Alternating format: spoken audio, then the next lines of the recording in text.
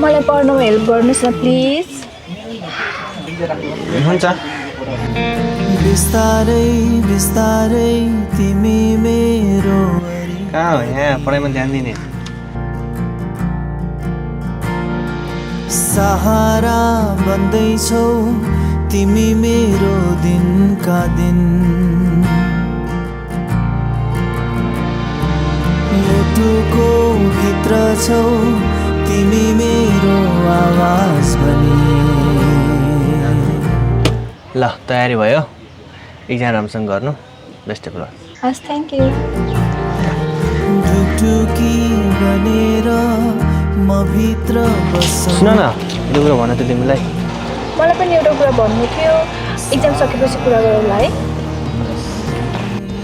मेरो एक्जाम राम्रो गरिदिनुहोस् प्लिज भगवान्।